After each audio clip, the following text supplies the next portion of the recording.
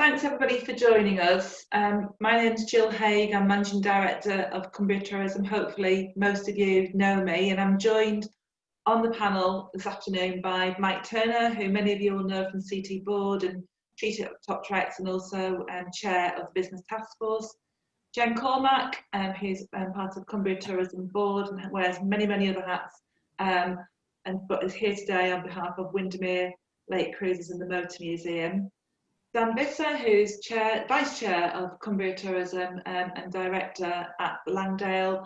And many of you will know that Langdale has self-catering, hotel, a pub, a bar, a restaurant, and a sauna as well. A spa, sorry Dan. Have a sauna in a spa. And Kurt Janson, who's a big friend of Cumbria Tourism, who joins us from the Tourism Alliance. And if Kurt doesn't know the answer, I'm not sure who does, but he certainly will be able to find the person that does. So thanks very much to everybody that's joined us. I should also mention Johnny, as ever, Johnny's on the controls and looking after us all. So thanks, Johnny. This is going to be recorded, and as you know, we're going out on Facebook Live. And we've already had about 20 questions that have been submitted. So if you haven't asked a question, or you've got another question that you'd like to ask, please could you ask it through not through chat, but through the Q&A, and that will help us to keep a handle on that and make sure that we can keep monitoring those as we go through. So if it's okay, I will kick off. You'll keep seeing me look over to my left here, because that's where the questions are on another screen. But the first question, which I'd like to ask Kurt and Dan to respond to, is, and this is a really common one that we're getting, a 12-person family have booked to stay, but in separate rooms. So what do we do about the public areas of the accommodation? Dan, do you want to tell us what you're doing, what your approach is? Yeah, absolutely. In fact, we've been dealing with exactly this kind of booking in the last hour or so.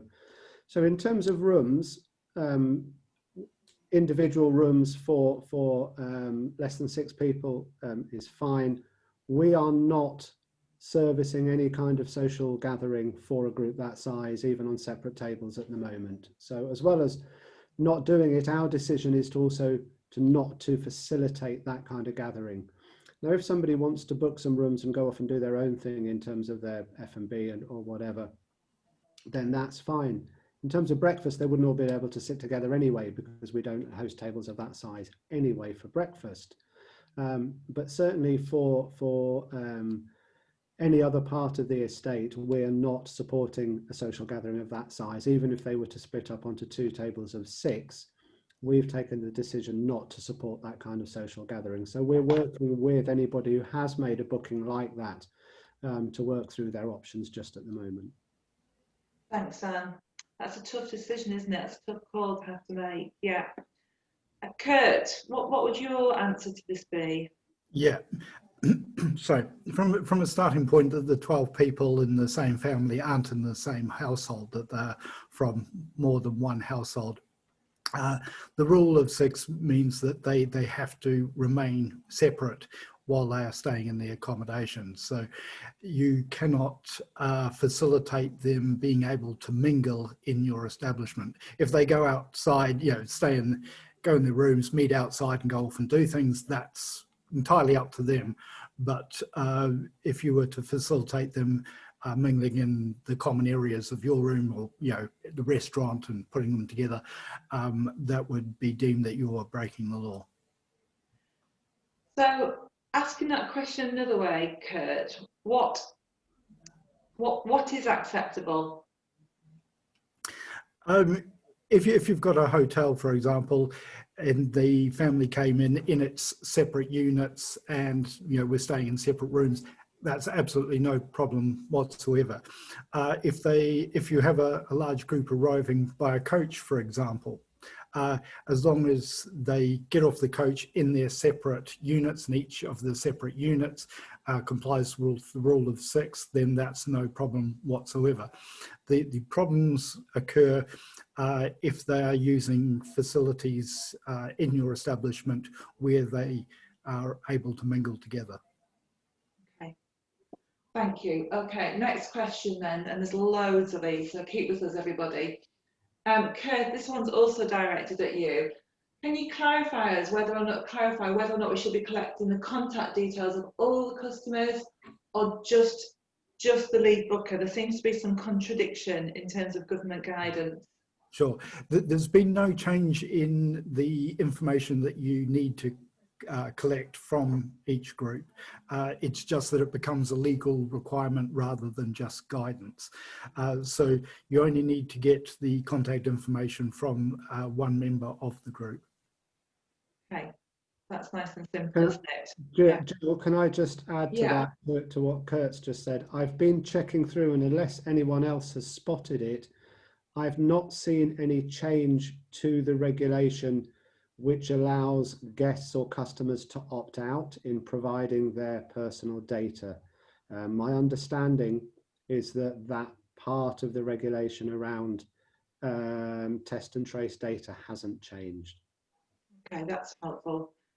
Okay, next one, and I'm directing this to Kurt and Jen, but you might want to also jump in here, Mike, as well.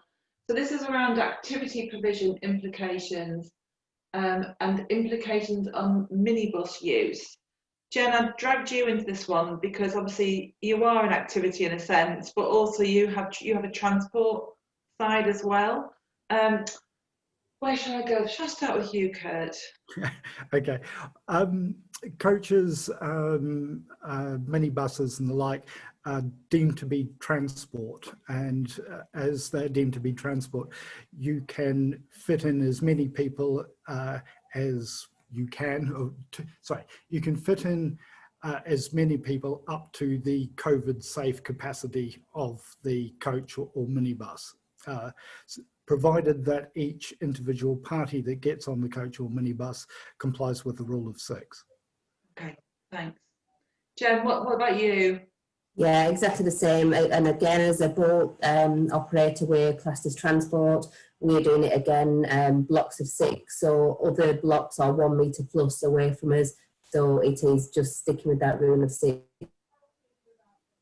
And Mike, what about you?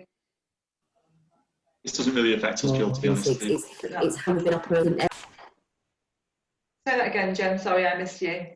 Sorry, but yeah, it is how we've been operating anyway. We board people in, we sit them in their group of 6. There's seats missing in between them, so they're 1 metre plus the face covering away. So it's very much how we've been operating anyway.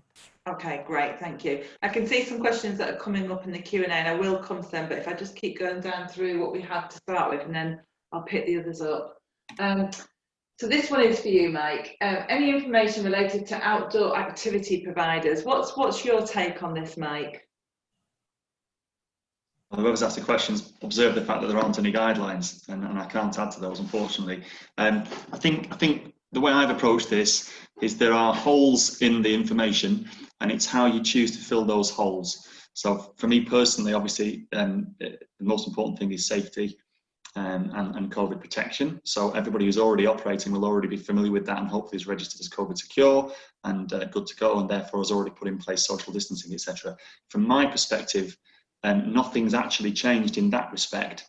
And so if you were already operating in a COVID secure way, then you'll continue to operate in a COVID secure way. The issue of the 6, which I know is going to come up in repeated questions, the issue of 6 to us, a little bit like Jen just mentioned before, we've been able to take, our capacity has not changed. So whatever capacity you're working to that was agreed at the COVID secure level, then that's the capacity that continues to operate to. So we're continuing to operate that. How it's divided into 6 is fairly arbitrary in our perspective, because we're already managing social distancing. Typically groups come to us in less than 6 anyway. But even in the context of a group, for example, for us, birthday parties, children's parties, we do quite a lot of down in Manchester. And there was a big question mark, because in theory they would be impossible now. And Kurt may indeed sort of chip in a minute and say they are impossible. But actually, my first interpretation was they were definitely impossible. And then I looked at the guidance that came with the new information the day after, and there are a number of exceptions. And those exceptions do not specifically say, archery or kayaking or whatever outdoor pursuits people are asking, but they do specifically say outdoor sports, and I haven't got the information right. Yeah, so it's a question, and then if you follow those links to try and find specific activity guidance. It's circular, and whether they've not filled those holes in themselves yet, and they will later, but right now, my broad interpretation of those is that we're a COVID secure organised activity, and therefore we can continue to operate to our capacity. And whether that group booking is for 12 or for 14 or for more, providing we can maintain social distancing, we're perfectly happy to continue doing that. And I've tried to get some guidance from local authority, who won't give me any fixed guidance, and anyone any fixed guidance, because they haven't got a hotline. They're looking at the same information that we're looking at, but they've given me an informal nod to say that that would be how they would interpret it. So you're going on the information that's available at this time, and there's some further clarity that may or may not come. It won't come. I think it's fair to say that so far all the information that's come through has been perhaps deliberately vague and open to interpretation. So again, it comes back to filling in those holes yourself. And the way I would approach that is, are you operating a safe activity? Can you maintain social distance? And therefore, if you can do those things, you go forward. The challenge, and Jen will point this out, is how that's perceived by others. That's a really critical point. We can't solve that for anyone on this call. It just becomes a very subjective discussion. But that is definitely a risk factor that I'm aware of, is perception. But again, in maintaining social distancing and managing it securely for your staff and for your customers, then I think you can carry on.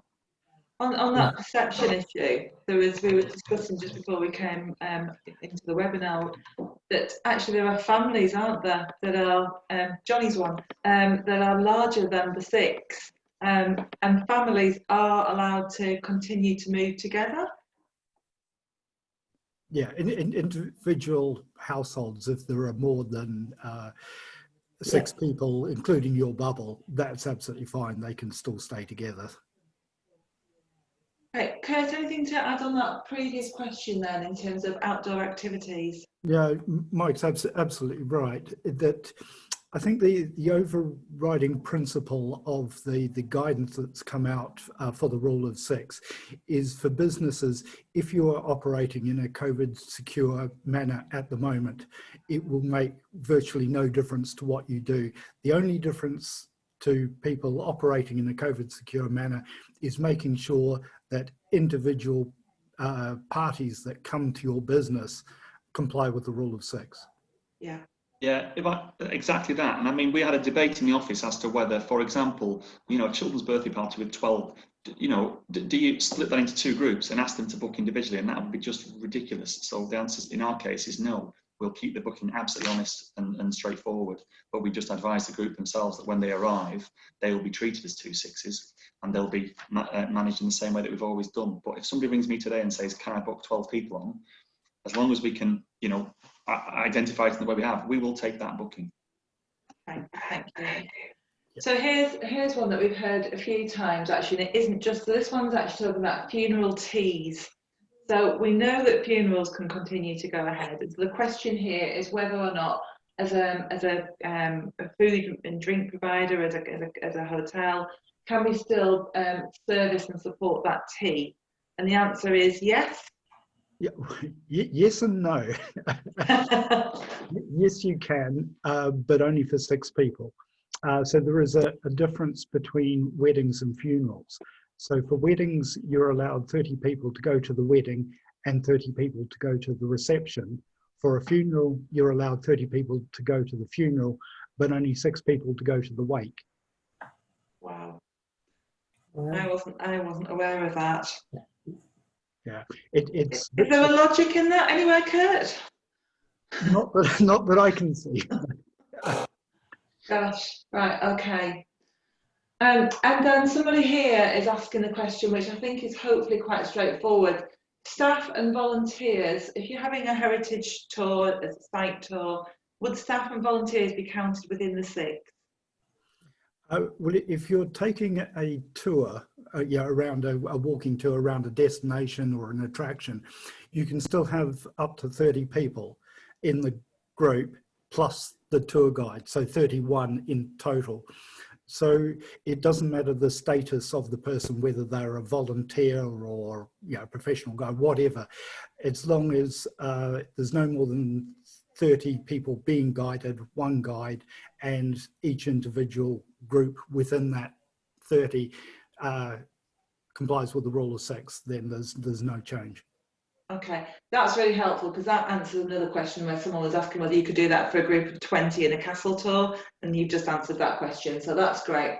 All right, I'm looking to everybody really to chip in with this next answer. Next question, please. So, it's something that we've touched on just before the webinar went live about, you know, who's really responsible for the policing of this? You know, are the businesses expected to be able to police it? You know, if a group comes and says that, you know, we are 6 plus people, and we are from one family, and we want to stay in this cell catering accommodation, who's got the responsibility of policing that? You know, maybe it is Johnny's family, but he's tagged on a couple of aunties. You know, who's responsible for that? What's your view, Dan? The government have made it clear what the penalties will be for people who don't adhere to the new regulations, so that's relatively clear. They've also suggested that there'll be additional support for EHOs and the like, who are currently tasked with policing much of what we do as a business. I think we've yet to see any of that locally, certainly in South Lakeland. I'm not aware of any additional support as yet, but they've certainly suggested that there will be more support for the organisations policing it. So I suspect it's really a bit of a joint effort. Don't forget is that our priority as a business, one of our priorities, sorry, should be keeping people safe anyway. So if you choose to willingly or unwillingly decide to go around the rules or the regulations, then you have to really question whether you're actually keeping your staff, your local communities and your guests safe anyway. So we kind of need to police ourselves on that one to a greater degree. I think the challenge, though, isn't it, is if somebody, you know, is determined to mislead, you can't be responsible for knowing that that's been, you know, if you've been told something and you take it in good faith, you Absolutely. can't know that they're not part of the same household. But by the same token, you cannot use ignorance as any defence by law either. Yeah, the way that it comes across in legislation is that the primary responsibility is with the customer to be in a group of 6. So that's the primary responsibility. But there is, as Dan was saying, there is a secondary responsibility on the business operator to make sure that people are complying, you know, which can be a simple thing by just saying, these are the rules, can you confirm that you are complying with the rules? You know, just something very simple like that. And part of that, as Dan again said, is that you have a duty of care to both your staff and to customers as well. So you need to show that you are, you know, enforcing the rules, or, you know, trying and acting in a responsible manner. So you couldn't, for example, well, if you, for example, had a funeral and you can only have 6 people at the wake, to turn around and say, we'll have 6 tables of 6 for a wake, and we'll just kind of count them as individual groups, you would be trying to kind of get around the legislation, and you would be responsible in that situation. We've introduced a form, Gill, for our private vessels. They worked really well when we first started operating, where we could have up to 2 households on them. And we created a form where both households would sign the form to say they were from no more than 2 households. And we'll do the same again. Yeah.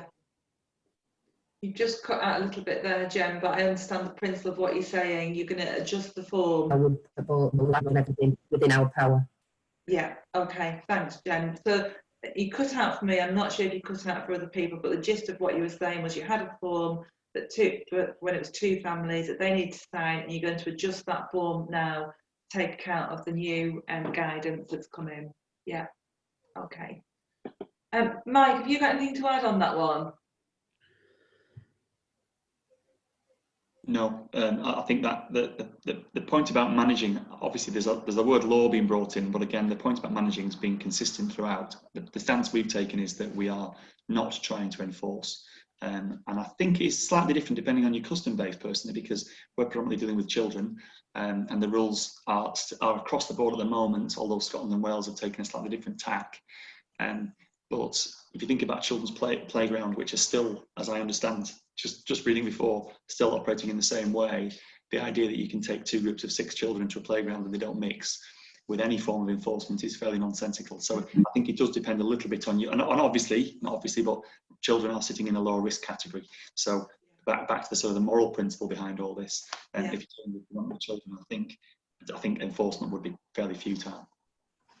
Okay, thank you. So the next question, we just move slightly into the world of indoor theatre. So indoor theatre groups, as long as people are social distancing, are there any changes, Kurt, to indoor theatre groups?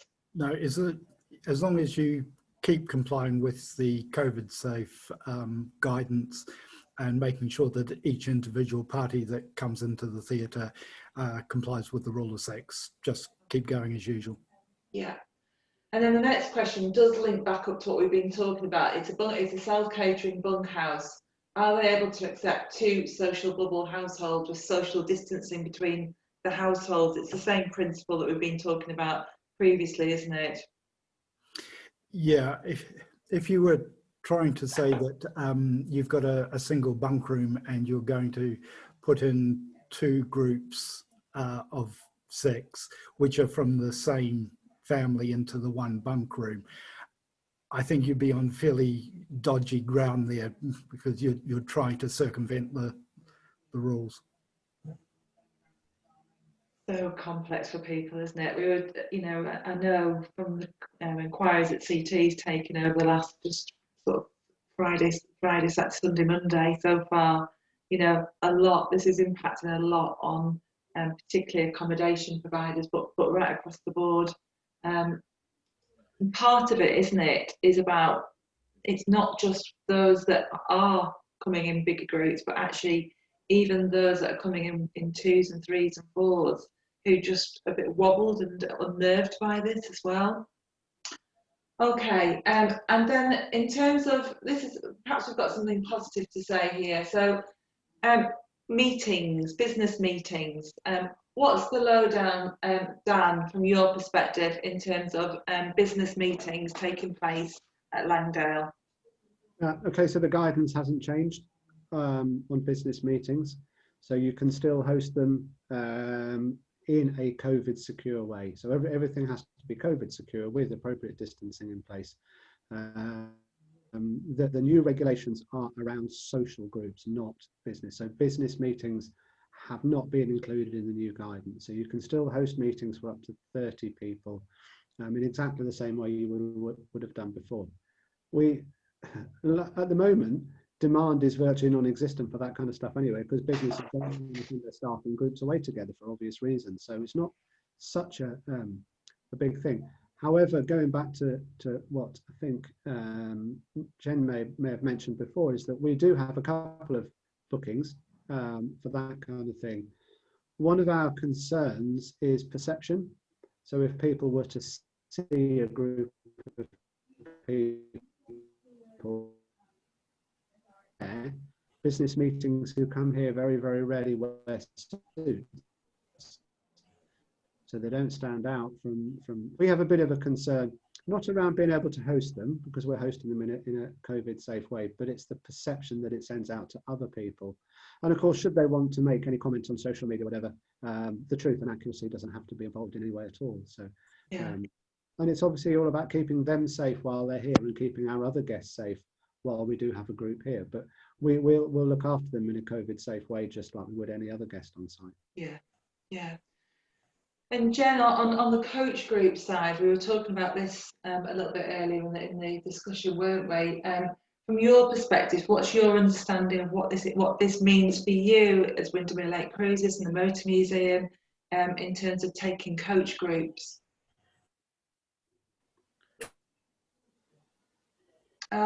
Jen, I don't think I can. Can anybody else hear Jen? Just coach group always how many people. You're bouncing about there, Jen, in terms of being able to So hear they're you. actually sat on the court. Oh, sorry. Do you know, Jen, you're just bouncing about, you're going in and out a little bit, so I might just ask Kurt if he can just jump in and answer that one, that's all right. Yeah, sure. For tour groups, you know, we've kind of covered off the coach side of things, that the coach can operate to its COVID secure capacity. When people come off the coach, they have to keep in their you know, rule of 6 group. They're not allowed to mingle, but they can then be taken by a guide with a group of up to 30. If there's more than 30 people in the coach, you will need 2 guides, but if there's up to 30, just 1 guide can actually take that group round the attraction or destination, provided that each party within that group stays together and doesn't mingle with other parties in that group of 30. Right, okay, that's fine, that's great. The next question, which I think is the one that everybody wants to know the answer to, but nobody knows the answer to, is how long we expect this new ruling to stay in place. Kurt, you were saying that you've seen 2 answers from government so far, and they're both quite extreme. Yeah, when it initially came out, Chris Whitty said at least 3 weeks. I've seen him say expect it for at least a couple of months. It will all depend on what the R rate does and whether they can get the number of cases under control again. But with winter coming on, it could be, you know, waiting until the next year, until the new year before we kind of come down from this. And Kurt, really, this sort of jumps back into the conversation that we were having, but you know, we are seeing a large volume of cancellations that are coming through. We have got this discrepancy between England, Scotland and Wales on the under 12s. It's something that CT has already raised with government. Do you think there might be any movement on that under 12s?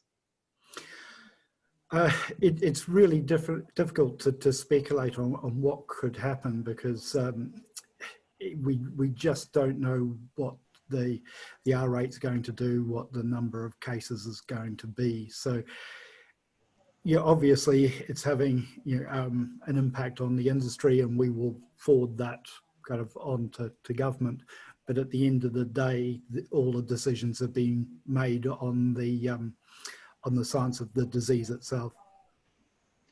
I think what it does do is it impacts in terms of the impact, additional impacts on the industry, and that's, you know, as we've been moving towards the winter and sort of, you know, reiterating our calls around winter package of support. I think it's how we can work together to provide you with the evidence of how, you know, of how impactful this is going to be in a negative way, so that might strengthen the support that the government can give, thinks about giving, to support businesses through the winter. Horse riding in a COVID secure environment, how does that go? That's okay, surely? Kurt? Yeah, that's absolutely fine. Again, you know, with those rules about the rule of 6, so it would kind of come down to when the groups arrive, all the briefings that you give them at the start, you know, just making sure that each group in itself is obeying the rule of 6 and you're keeping the social distancing between those groups. She declared an interest in the horse riding. Right, okay, couple around track and trace. So again, responsibilities, how do we react and who is responsible for the contact, and what are the rules? Okay, shall I? Oh. Please, Dan, that'd be great. The change to the existing rules is that it is now a requirement for establishments to collect, test and trace data, where it wasn't a requirement previously. That's the change to the rules as far as I understand it. And there is, going live on the 24th of September, there is also an NHS app which you can download.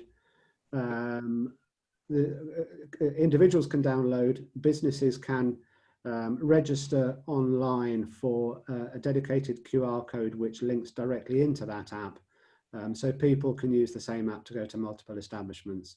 You can register online now and they create your own unique QR code and a poster for you to display.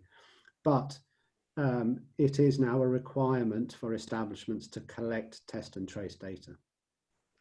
There was an interesting question that came through just a little bit later on, actually. So it's, you know, so this is with the app. So it doesn't seem to, once you scan it and you're saying I'm here. Do you also scan it to say, and now I've left?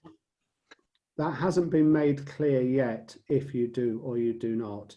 The requirement at the moment, as far as I understand it, and Kurt just advise me if I'm wrong, is to collect a name, a telephone number and an arrival time from the lead booker or from a member of the party. That's it. But that is now a requirement rather than an option. Yeah, the change it does, as Dan says, is basically give a legal footing to what you were meant to do in the first place. Okay. All right, so we've finished the questions that have been submitted in advance of the meeting. So thanks to everybody for those, and hopefully you feel that we've answered them. I haven't answered any, but the panel here have answered those, and that's been really helpful. And then there's a whole load of questions that have come in through the Q&A. So thanks. We'll work our way through those. I'll try not to repeat if there's any that are questions that we've already asked. But let's have a go. So one here that's come from Sally, Sally Keithley. If you're booking a table of 6 people, does there need to be a metre plus on their table?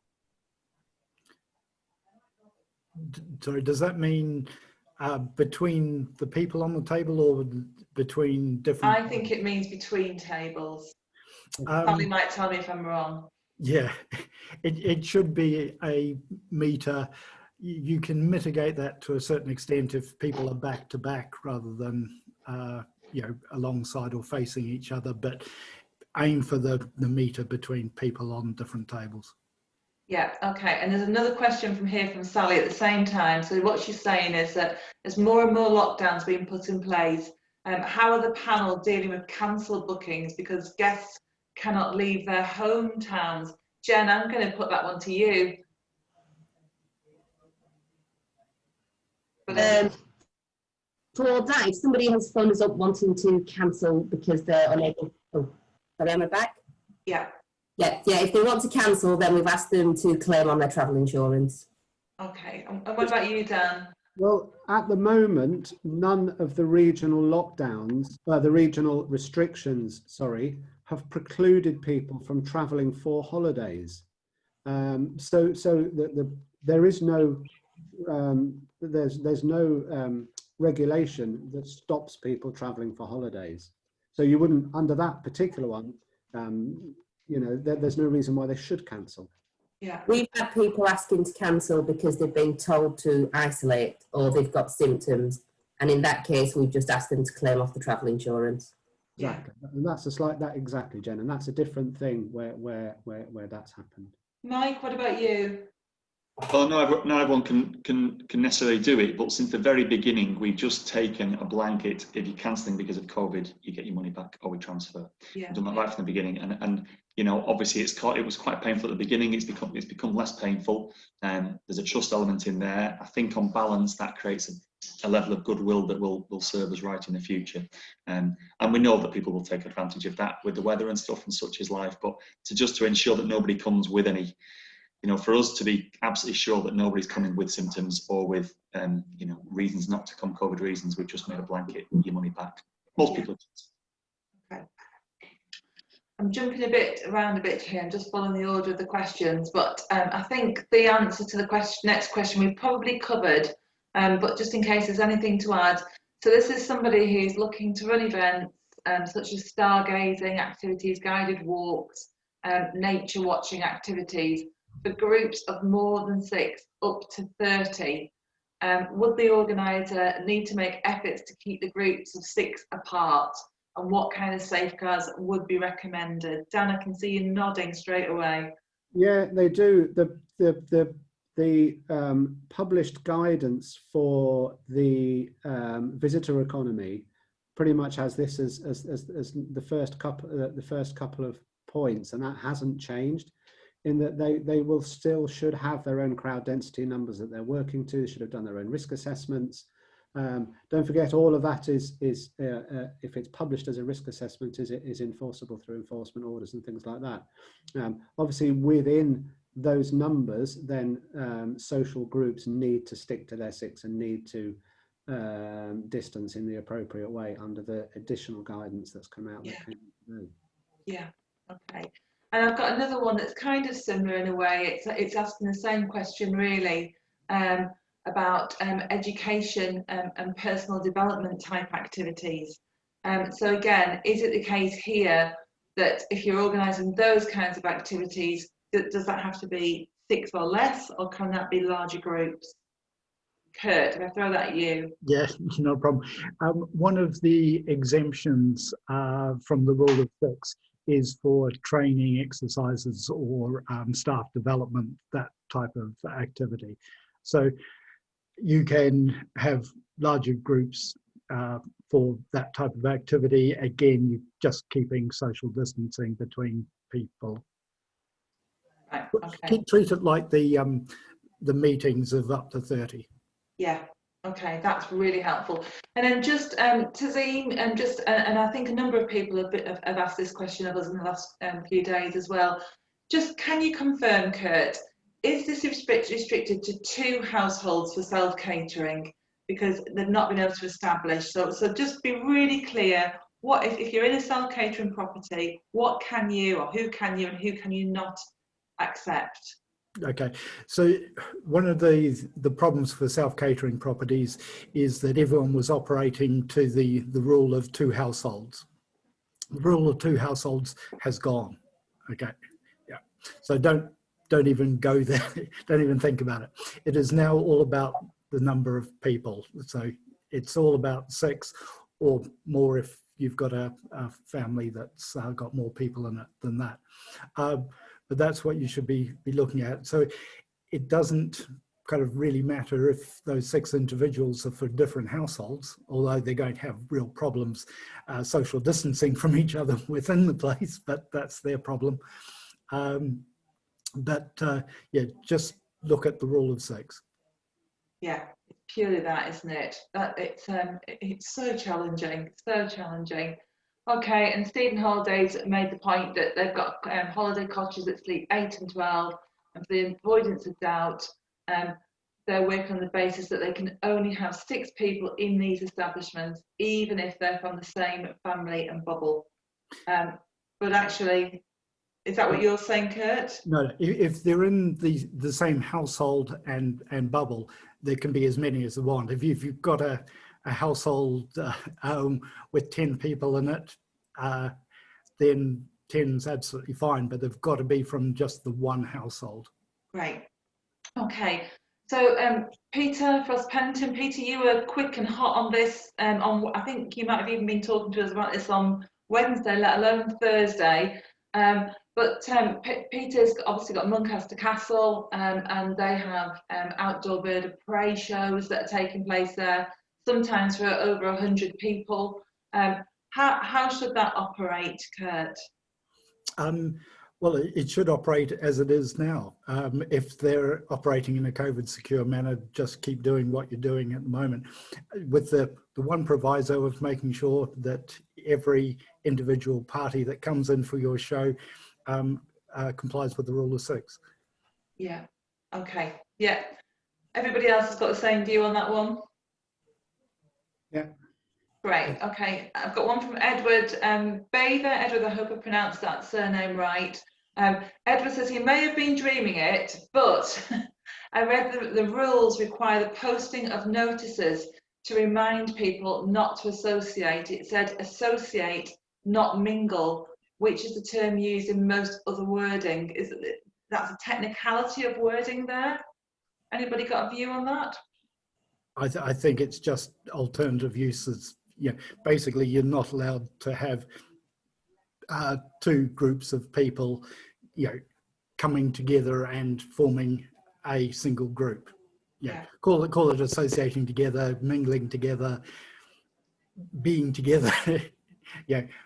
Whichever way you put it, everyone I think knows what we're talking about. Great, okay. And then Peter's asked another question there about indoor theatre groups, but I think we've covered that off earlier on. And then another question that's come up through Facebook. Okay, so this is a big one. What's going to happen about Christmas party bookings at hotels and restaurants? And I think that is a big area of uncertainty for us. Dan, what's your thinking about this at the moment? At the moment, we don't know because things change regularly. But what I would suggest is that people start planning now. We've here at Langdale, we've started to plan for our team's security, and so our teams can plan and work with as little uncertainty as possible. We are now assuming that the regulations as they are now will be here till the end of January, and we are preparing our business in every single department for this to be in place until the end of January, and that includes Christmas and New Year. So we would normally have a number of family groups larger than 6 that come and stay with us. So we're not accepting those bookings. We're not able to. Yes, we could do two tables and split them up and stuff, but we've decided that is kind of not compliant, but assisting in getting around the rules. And so we've decided not to do that this year. We're going to stick to the rules and enforce the rules and work with our guests to be compliant and work with our guests to keep everybody safe, which going back to is key. So I think what I would suggest to anybody that does Christmas parties or larger groups at Christmas stuff is start planning now, rather than wait till nearer the time and keep your fingers crossed and hope the rules are relaxed. I think these rules are partly in place because of what's coming up with the party season, winter, all that kind of stuff, more people socialising indoors, and Christmas is certainly part of that. So I would certainly suggest that people start planning now. Jen, I know that you've already taken the decision, haven't you, to before this, to cancel your Santa Cruises? We have, yeah. We made that decision a few weeks ago because it just wouldn't be the experience that our guests are used to, and there's no way that we could have operated them with any kind of experience. So it was just better that we cancel them for this year and just come back next year when hopefully everything's back to normal. And I know the Lakeside and Haverfordwest Railway have made the same decision on their Santa train as well. That came out today. Yeah, we're seeing obviously a lot of events that have been cancelled as well, Christmas-related events and markets and lights and switches on, things like that. And Mike, is this an issue that would affect you particularly around the Christmas period? Great Christmas, from for me. No, it does. No, I think. Sorry, I'm being flippant. The point I was going to come in earlier on that Kurt mentioned, I think, and it doesn't relate to accommodation and it doesn't relate to restaurants necessarily, but certainly for outdoor activities, somebody mentioned stargazing and various things like that, then and that may apply to a Christmas stargaze, for example. You know, the subtleties around the word group and exchanging the word group for capacity, and it's just making sure that everyone remembers that the capacity hasn't changed. The definition of group is being emphasised. So I think in the cases that Jen's mentioned, Dan's mentioned, it makes perfect sense. But I'd be careful of jumping that to be cancelling Christmas per se, because there's still plenty of things that you could technically do as long as you're maintaining social distancing. I think that's more or less brought us to the end of the questions that I can see so far. But I guess, you know, Kurt, what everybody wants to know is, you know, do you think there will be any more detail that will come out? What's your, and my other question to you really is, what's your gut in terms of what else we might be expecting and what we might need to be prepared for? There is more guidance to come. It should theoretically be out today. I was talking to DCMS officials who've been working on this. Obviously, they've got to get it signed off through government and the Cabinet Office, but it will go into a little bit more of the details, especially when it comes to tour groups and coaches and guided tours, that type of activity. So there is more to come, but it will repeat kind of what we've all said here today. Yeah, Okay. And we'll bring that to Kurt's very good at getting that to us very, very promptly. And anything else that we gather, we will bring. And what CT will continue to do, and thanks to everyone who's taken part in this, is to be able to track the impact that this is having on businesses. Kurt is regularly in touch with DCMS. He sits as part of the tourism industry emergency group. Is that the right that's the right way? So Kurt regularly comes to us and asks us for very quick turnaround data, and thanks to the responses that we get from our businesses, we've usually got that to hand. Because DCMS, when they do ask you for something, Kurt, they don't give you a long time, do they, to get the answers in. So we'll work with you on that as well. Kurt, do you have a feel at all from being involved in these sort of the national bodies, you know, of what else is being thought about or might be being thought about, or is it just, would that just be speculation? In terms of support for the industry? That would be great. I was actually thinking about further restrictions, but both. Okay. In terms of support, I could only speculate. There's a lot of things that we're asking for to support businesses. It would be really difficult to know what the government takes on and adopts and what it doesn't. So yeah, I just don't want to go there and kind of raise anyone's hopes that we're getting a particular type of support when we may not. In terms of regulations, we're hoping that this is it, and that businesses can actually now start at least planning for what happens in the next 2-3 months on the basis that this won't change. But again, there's no guarantee that things won't change depending on the circumstances we find ourselves in. But one of the key messages we keep telling government is that if we can have some stability in terms of what is allowed, what isn't allowed, it gives businesses the best chance to be able to come up with mitigation plans and products and strategies to be able to generate business. Thanks, Kurt. I mean, I think when we did some research right back in June, we knew that once the school holidays were out of the way, we were going to see a return in Cumbria of some of our traditional visitors. And some of those visitors are older and more risk averse. We knew all of that. And I think what we've seen so far in the last few days is that risk averseness playing out. So actually the guidance doesn't necessarily impact on them, but it's enough to create that level of uncertainty. And I think that every time we see the guidance change, we see a really sharp reaction. You can see it in the national data, can't you, in terms of customer sentiment? Yeah, there's just so much in terms of confidence that comes into it, both from the business perspective and also from the consumer perspective. The local lockdown rules that they've had, each region that's been put under lockdown, the wedding rules have been different for each one. So the wedding industry is taking a huge hit because no one knows that if an area goes into lockdown, what the rules on their wedding is going to be, and therefore why would you plan to hold one? So these are constant messages we're giving to government to try and create some stability so that businesses can actually operate. Hugely challenging. Okay. I think we've probably reached the end of the questions. I certainly found that I learned loads through that, and I think there is some guidance there. There's some further information that is going to come out. Hopefully people got all of their questions answered. I know that there'll be loads more questions that will come over the coming days, so don't be afraid to send them into Cumbria Tourism, and we'll do our best to answer them. And if we can't answer them, we've got a brilliant panel here who can assist us. Just thank you to the panelists for taking the time. Thank you to Johnny for managing this so expertly for us as ever.